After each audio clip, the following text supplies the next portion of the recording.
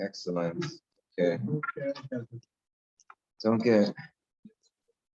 Don't get startled if in the middle of my earpiece my glasses pops out because it's kind of a little bit loose. Warning ahead of time. Okay, so Mishnah on Chaf Beis Samad Beis Ha'osis Sukkos B'Rosh Hagala. You build your sukkah on the top of a wagon, over Rosh Hasfina, on the top of a boat. It could be a boat that's in the water. Various nice pictures here. Kashera. So the Mishnah says that this is going to be kosher. But Olam La B'Yom Tov, we're even allowed to go up into the sukkah on the wagon, or let's say the boat is parked or you're in the boat. You can go into it on Yom Tov. Rosh Ha'ila, and if the sukkah is on the top of a tree, or gabi gamo, or it's on the top of a camel. So even though you're not allowed to be mishtamish b'ilan on Yom Tov, on Shabbos you wouldn't be able to climb up the tree to get into the sukkah, and you're not supposed to be mishtamish b'balei chayim either on Shabbos and Yom Tov, so you couldn't climb up the camel. But the rest of the time in sukkah, you would be allowed to climb up a tree or a camel. So therefore, it's kshera, even though you wouldn't be able to use it for all 7 days. Despite the fact you won't be able to go up on it to the sukkah on Yom Tov.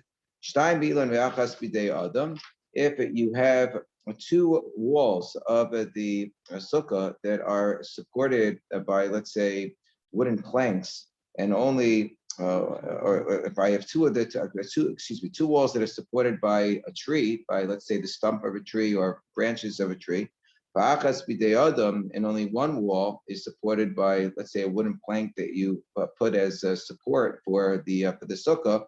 Oh, shtayim bidei adam va'achas bi'ilan, or I have 2 walls that are supported by wooden planks. Va'achas bi'ilan, only 1 wall, which is supported by a tree.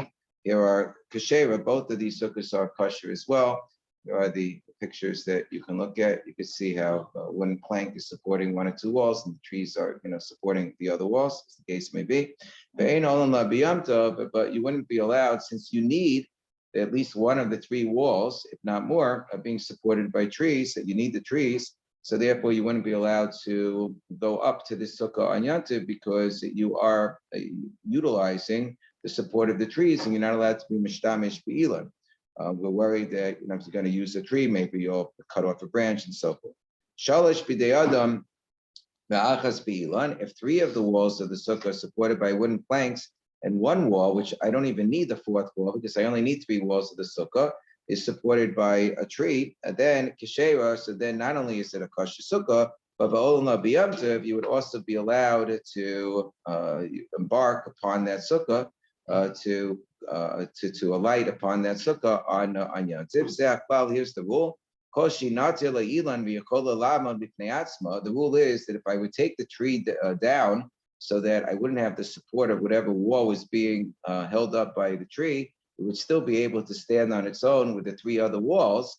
Kishera. So then, since I don't need the tree, the sukkah would be kosher. Not only would it be kosher, which would be true even if I needed the tree, but even I would be allowed to alight upon the sukkah on Yom Tov. I would be allowed to enter into the sukkah. So here is the picture of the sukkah, which is supported by 3 wooden planks and 3 walls, and then the 4th wall is supported by the tree. And in this case, you would be allowed even to enter into the sukkah on Yom Tov itself. So the Gemara says, "Mani maslisin Rabbi Akiva." The Mishnah seems to be going like Rabbi Akiva. The Tanya, because the Brisa says, if you make a sukkah on the top of a boat, so not everybody agrees that would be a good sukkah. Rabbi Gamliel Posa, Rabbi Gamliel says bad sukkah. Rabbi Akiva Maksha, Rabbi Akiva says good sukkah. Mai said there was in fact an incident. Rabbi Gamliel and Rabbi Akiva, with both of these Tanaim, Shayubayim Misfina, they were traveling in a boat. Amar Rabbi Akiva, Vyasa Sukkah, Barosh Sfina. Rabbi Akiva made a sukkah on the top of the boat.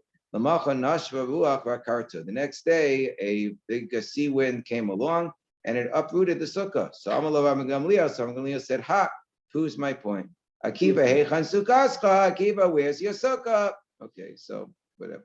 So Amar Abaye. So Abaye said, "Well, the truth of the matter is, it really depends on the circumstances." They both agree. It all has to do with how strong a wind it would take in order to tear down the sukkah. If the sukkah is not sturdy enough, that even if I had a normal wind that would take place on regular dry land, the sukkah wouldn't be able to continue to stand. So that's not a good sukkah. That's not sturdy enough to count as a sukkah. If it is able to stand in a sukkah in a wind that is even an unusual wind, like a hurricane kind of wind for dry land, in which case it would presumably be able to stand if you had a normal wind of the sea, because the normal wind of the sea is equivalent to an unusual wind of dry land. So then Kuliyama lo pligi, everybody would agree, the Ksheira, even Rama Gamliel would agree that's a kosher sukkah. The Machlokes of Akiva Rama Gamliel is limited to a very specific case. They argue where it would be able to stand with a normal dry land wind, where Rabbi Akiva would say that's good enough, the Yabasha, but it's not able to stand Beruach Mitsuya Diyam with that's the gears that the Masorah Sashah says, it wouldn't be able to stand with respect to a normal sea wind, which would be, of course, equivalent to what we have in the parentheses over here, which would be an unusual dry land wind. Rabbi Gamliel says, well, similar to the famous shita that we have throughout the Masechta of Rabbi Yehuda, that sukkah diras keva b'inan, I need a really, really sturdy sukkah. And since this is in a boat which travels in the sea, and it's not able to stand when you have a normal wind of the sea, therefore that's not good enough. Rabbi Kiva says, as long as it's able to withstand the normal winds of a dry land, so that's a good enough sukkah, even if the winds of the sea may take it down. Because sukkah diras arai b'inan, all I need is a temporary dwelling, and it has to be sturdy enough for something, for normal circumstances. Since it's able to withstand the wind of normal circumstances of dry land, even though the Maaseh won't be able to withstand the normal winds of the sea, Keshera, that's considered to be good enough. The Mishnah then talks about building a sukkah on the back of a camel. You're going to use for the floor of the sukkah, you put a wooden plank on top of the camel. You're not going to use the camel's back as the floor. Tosas points out you're going to put a plank as the floor. But, the Mishnah says that this is good enough, despite the fact that you won't be able to alight upon this sukkah on Yantiv. So, Maslisa Mani Rabbi Meir. So, Mishnah then seems to be going according to Rabbi Meir. The Tanya, Brisa says, if you make a sukkah on the back of an animal, Rabbi Meir says, no problem. Rabbi Yehuda says, that's not good enough. Remember, Rabbi Yehuda generally requires a diras kever. It has to be like a very sturdy structure. So, my time with Rabbi Yehuda. So, Rabbi Yehuda says, well, I need a sukkah I could use all 7 days. I need a sukkah that I can go up on even on Yantiv. If I can't use it all 7 days, then it doesn't count as a sukkah. Rabbi Meir says, I'm not necessarily disagreeing. In other words, Rabbi Yehuda's reasoning here is not based solely on his idea of diras keva. It's based also, even if I make it sturdy, let's say, but I still can't go up on it on Yantiv. Rabbi Yehuda says, based on the Gzeras HaKasav, that I need it to be able to last for 7 days, won't be a good sukkah. So Rabbi Meir says, I don't disagree with that Gzeras HaKasav. It's just that Gzeras HaKasav is on a deraisa level. On a deraisa level, you would be allowed to go up on the sukkah on Yantiv. It's just Rabbanon the Gazuba. It's Gzera the Rabbanon that you can't use an animal on Yantiv, that we make the animal muksa on Yantiv. The worry you're going to ride the animal, and then you're going to want to whip the animal, and you're going to tear a tree branch while you're riding the animal in order to whip the animal. That's not a din deraisa. So therefore, on a deraisa, all I need is that I be able to go up on it on a deraisa level, and that's good enough. Is that like a smachta? I mean, he's saying it's Xeris Akasu, but the other one saying, well, it is from the sukkah, but it's not really. No, he's saying that it could be a Xeris Akasu. Xeris Akasu just says that I need to be able to go up on the sukkah on a deraisa level. So I can climb an animal on a deraisa level. So it satisfies the Xeris Akasu. Rabbi Meir says it's just on a Drabanan level. I can't go up on the sukkah. So it satisfies the deraisa. He says it could be more than a smachta. It could be a Xeris Akasu. But Xeris Akasu just says, and on a deraisa level, I need to be able to go up on the sukkah. And I can on a deraisa level. So only a din Drabanan I can't. Okay, so Asala Be'ema Dop in the Sukkah, famous case, let's say I decide that I want to be innovative. We say you can use anything as anything can be a wall of the Sukkah. So let's say that I decide that I'm going to use the animal as a wall of the Sukkah. So Rabbi Meir Posel, Rabbi Meir says that that's not going to be good. Rabbi Yehuda Maksha. Rabbi Yehuda says, sure, you can use an animal as a wall of the sukkah. I don't have a problem with that. Sheir Meir, Rabbi Meir says, no, you can't use an animal for anything, for lots of different halakhic purposes. That's why we have inanimate objects. But an animal, a living object, not a good idea. Not something that would be permissible. And also, you can't make it lodop in the sukkah. You can't make it a wall of a sukkah. We'll see why. You can't make it into a post that would permit a mavoy if you had an opening in a mavoy that was otherwise closed, a little neighborhood area, and I needed to be able to be matir carrying inside, so I could put a beam on top where I can put a post on the side, so it can't be the post, it can't be an animal. Below passing the biros, and if I have the wells that the ole regalim, the people would go up to Yerushalayim, and they would be on their path towards Yerushalayim, and there would be a well they would want to drink from the water, but they couldn't take from the water into the Rishus Harabim. You can make a makeshift Rishus HaYachid area around the well by just having these perpendicular posts where you had an amma in one direction, amma in the other direction. You put those perpendicular posts, those two amma posts, in all four directions around the well, so that enables you to create a Rishus HaYachid, so you could take the water from the well and drink it on the outside of the well. So when you make those perpendicular posts, you can't use an animal for the post. And if you're covering up a coffin in which a person is going to be buried, so you also can't use an animal for those purposes, because we're worried that, an animal's not going to last per se. Mishum Rabbi Yossi Aglili Amru. It's a little backwards for you. At first said that you can't use an animal for you can't use it, you might climb up an animal, and then now he's saying you can use an animal for the walls. So you can't climb up in an animal, but you can use the animal for the walls, provided that it's a good question. Provided that that you be able to climb up on the sukkah anyway.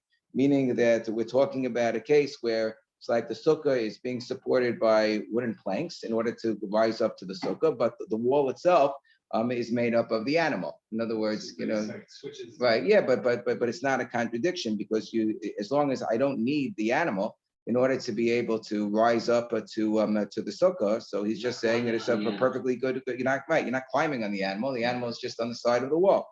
Okay, Mishuma Rabbi, it's a good kasha, but that would be the answer to the kasha, and right. And that's in fact what Tosfos talks about that as well. At the end of the Dibur Maskil al Gabe Behema, Tosfos talks about that. Okay, about this scenario that you would have to support the sukkah through like daled kundasim, 4 boards, and then you put the animal in afterwards. Okay, so Mishum Rabbi Yossi Aglili Amru.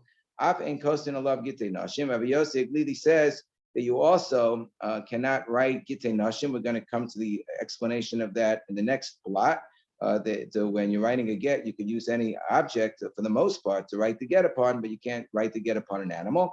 My time in the Rabbi Meir. So what's the reasoning for Rabbi Meir? So Abai Amar. So Abai says that Shema Tamus, that maybe the animal will die. When the animal dies, it's going to collapse because it's not going to continue standing, and then you won't have a wall anymore. Okay.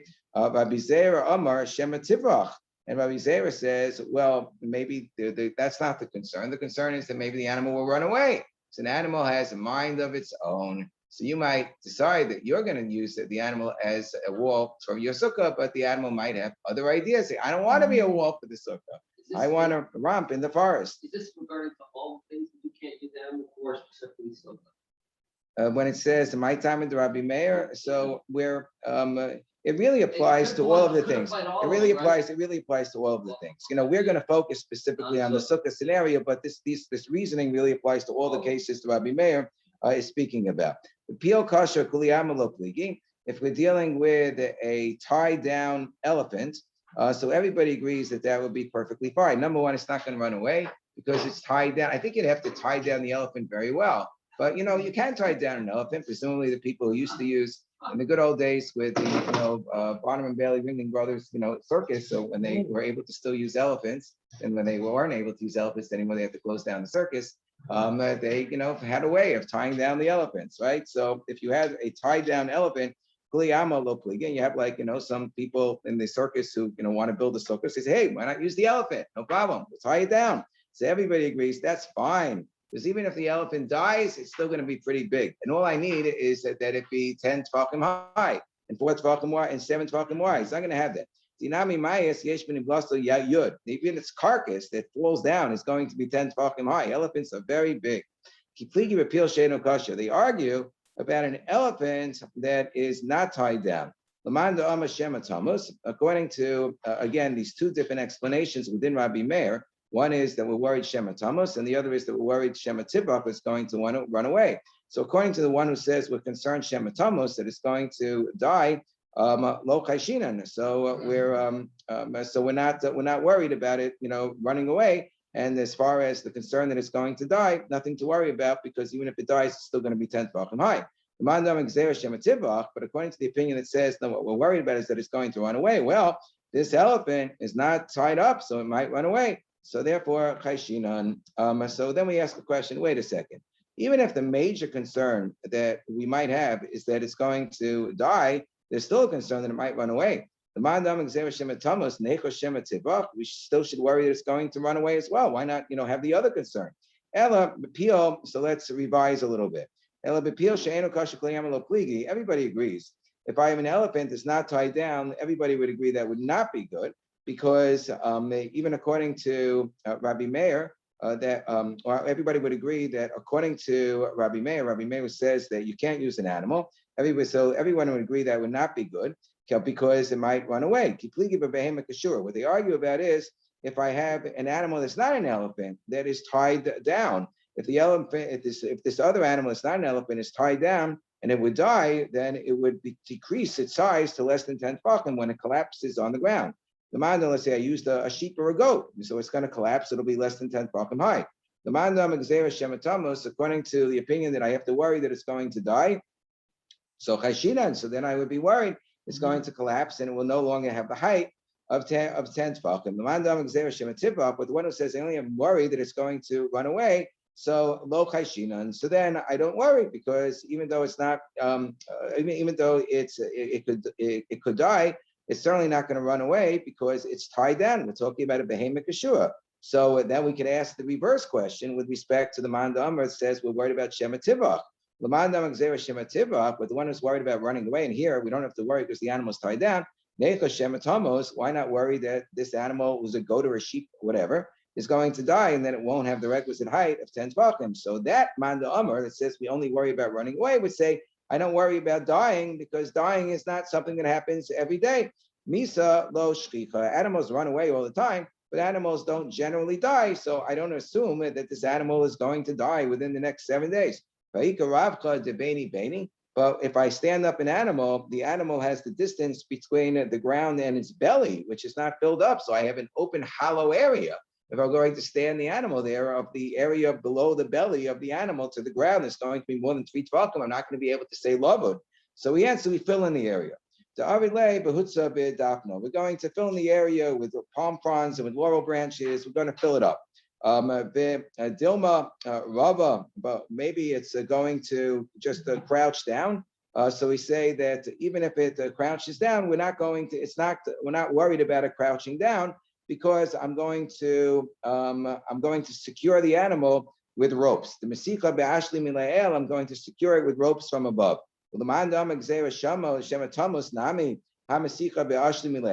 But wait a second. So then, according to the other shita within Rabbi Meir says that I normally worry that it's going to die, and I said that here I have to worry as well that a regular animal is going to die and then it's going to shrink to less than 10 tefachim. If I'm tying it with ropes, if that's the ukimta that we have to explain that we're talking about, even according to the other Manda Amar, where there be a nafkamina between them. So why am I worried if with the ukimta is that I've tied it up with ropes? So even if it dies, it's not going to collapse to the ground.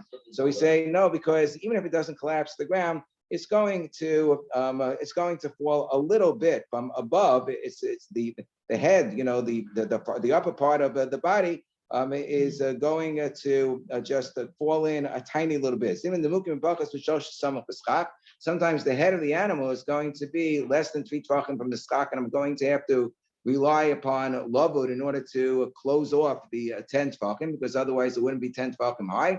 the Kiman de Maisa Kapsa. And once it dies, even though it's not going to collapse to the ground, it is going to shrink a tiny little bit. So now it might be a little bit, might be 3 tefachim or more from the schach, and you're not going to realize that there was this a slight slippage in the top of the animal at the time that it died, even though it didn't collapse to the ground altogether. It's held up by ropes. There'll be that slight slippage just by virtue of the fact that it's not holding itself up anymore. And you're not going to realize that you no longer have the requisite height of 10 tefachim that is necessary.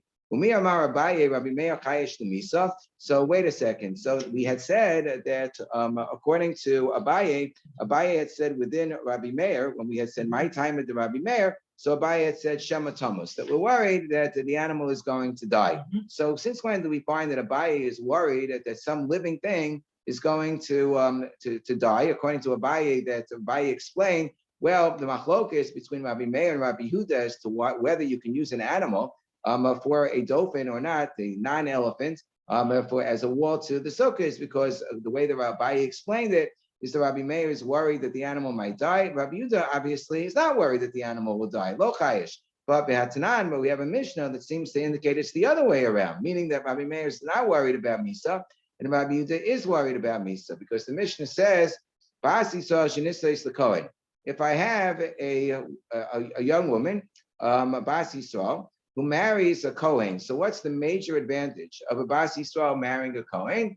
She gets to eat truma. That's obviously why my wife married me. She figured, okay, she gets to eat truma. The halach baila le Medina Sayam, and then the husband goes off overseas, and we don't know whether he's alive or not. We don't know if he's still alive, and therefore, whether she's whether she can continue to eat truma. So chelas b'truma v'cheskas shukayim. So she is allowed to assume that he is still alive, and therefore she can continue to eat a truma. Rabbeinu Allah, but we ask a kasha on this from the following case in Gittin. A man gives a get to his wife, but he says the get is not going to be chal. The get is not going to be effective until sha'akas kodem misasi, until 1 hour prior to his death. So we don't know when his death is going to occur. So every single moment in time, we have to be worried that maybe this is the last hour of his life. And therefore, maybe she's already divorced because the get takes place 1 hour before his death. And therefore, she's not allowed to eat truma. So asura lechol b'truma miyad. She's immediately prohibited from eating a truma. But Amar Abaye, so Abaye said it's not a kasha. In one case, we're worried that he's going to die. The other case, we're not worried. Lo kasha hava mimeir to lo chayesh lemisa. That the one case which says that the wife of the Kohen who goes overseas could continue to eat truma, that's going like Rabbi Meir, who's not worried about Misa. The other way around, we had said that Abaye had said previously, Rabbi Meir is worried about Misa, and here Abaye is saying, no, Rabbi Meir is the one who's not worried about Misa. How Rabbi Yehuda the Chayesh Misa, and the other opinion, or the other case that says when the man gives his wife a get, there will be chal 1 hour before he dies, and we have to worry that he's dead and that he's going to die immediately. So that is going according to Rabbi Yehuda, who is worried about Misa. And then he has a proof text, the Tanya, and here's the proof text. Now, so we'll see, the proof text is not really a proof text, because the proof text is really based upon other principles. There will be a shita of Rabbi Meir here, and there will be a shita of Rabbi Yehuda in the proof text, but in the end, the Gemara is going to say this brisa really has absolutely nothing to do with this concern about whether we're worried about death or not worried about death. It's going to be based upon other principles. But right now, at this moment in the Gemara, before we reject that connection, we're assuming that this brisa is in fact connected to this machlokus, and this will be a proof text that Rabbi Yehuda is concerned about Misa and Rabbi Meir is not concerned about Misa. What's the case? Halokeach yayin and ben akutim. A person buys wine from the kutim. The kutim, there's a big machlokus whether they were considered to be valid converts or they weren't valid converts. This is during a time that it was assumed that they were valid converts, but they couldn't be trusted to take trumos and maisos. Even worse than a regular ma'aretz, a regular ignoramus who couldn't be trusted to take maisos, but we assumed that they would take truma gedola at least. When it came to kutim, they couldn't even be trusted to take a truma gedola. Omer Shnei Lugin. The other interpretation is no, that we're assuming that the kutim are genuine goyim, but they weren't gozer, that you couldn't drink wine from the kutim because they weren't considered to be as bad as in terms of using wine for yayin nesech as the other types of goyim. But either way, you have to take trumas u'maisros. So Omer Shnei Lugin She'ani Asid Lahaprish. Person says that the two Lugin, the portions of this a certain measurement, a lug. So the two Lugin that I am going to take in the future, he can't take it right now. Why can't he take it right now? So we might be talking about a case where he just doesn't have kalim. Rashi says he doesn't have kalim that are tahorim.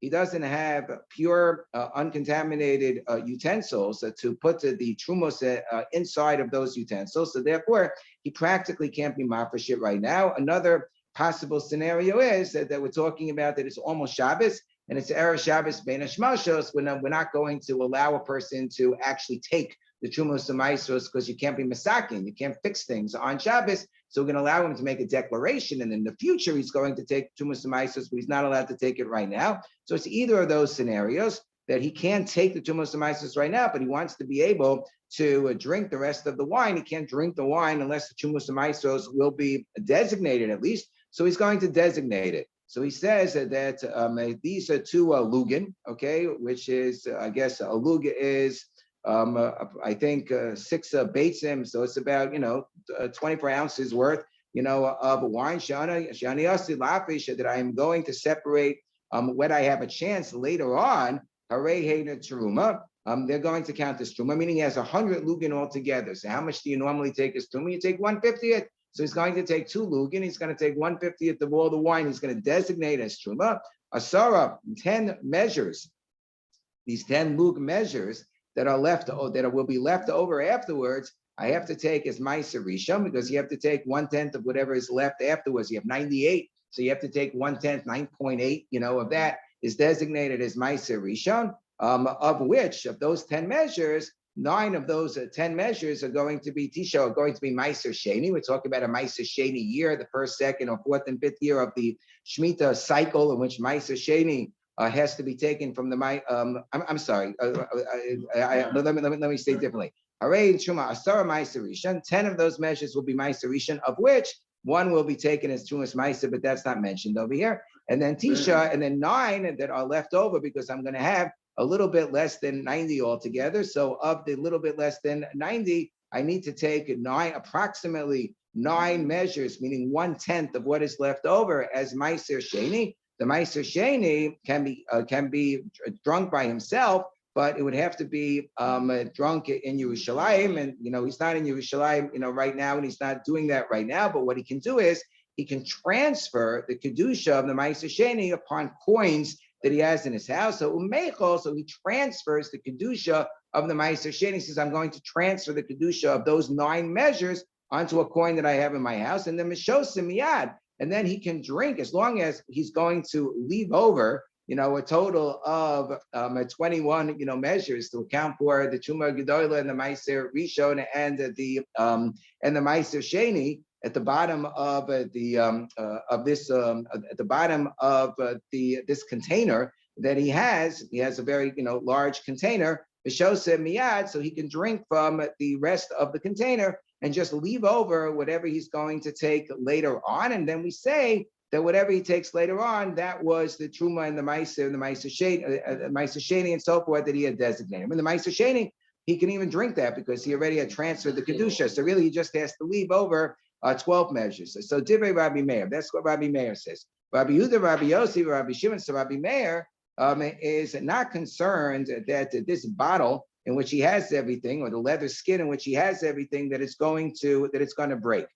Rabbi Yehuda, Rabbi Yossi, Rabbi Shimon, Osrin. Rabbi Yehuda says, no, you're not allowed to do this because they're afraid of, essentially what we had said, chayesh lemisa, here, not the death of a human being, but the death of the bottle. We're afraid that the bottle will break, and the wine will never be taken. The wine that had been designated as Trumas Ma'asos will never ever be taken, and then it will turn out that retroactively the person had drunk tevel, had drunk untithed produce. So we say epoch. Okay, fine. So we're going to switch it around. We're going to switch it around that Rabbi Meir chayesh lemisa, Rabbi Yehuda lo chayesh lemisa. namely that because Abaye had explained the reason why Rabbi Meir doesn't allow an animal to be used as a wall for the sukkah, is because Rabbi Meir is worried about Misa. So we're going to stick to that. We're going to say that is going to be our maskana. Rabbi Meir isn't back chayish l'misa. He is worried about Misa. Rabbi Yehuda is not worried about Misa. And in fact, that's the way that we're going to reconcile these two cases of the Bas Yisrael eating truma. The Bas Yisrael can eat truma. So that's going to be according to Rabbi Yehuda when we're worried about that when a man gives a get to his wife, that's going to be chal as soon as he dies, that he's going to die right away. So that's going to be in accordance with Rabbi Meir. We had this proof text from the case of a lokeach yain and ben akutim, the person who's buying this bottle of wine from the kutim, that it seemed like Rabbi Meir is not worried, and Rabbi Yehuda is the one that's worried. That is based on totally different considerations. But when it comes to our delineating which Tana is worried about Misa, clearly it's Rabbi Meir. The Tanya, because after all, the Brisa says, and there's no question that this is the right version of the Brisa in terms of the Shitos of the Tanaim. Aslabe in the Sukkah, Rabbi Meir posel. Rabbi Meir says it is no good if you make an animal a wall to the Sukkah because worried it will die.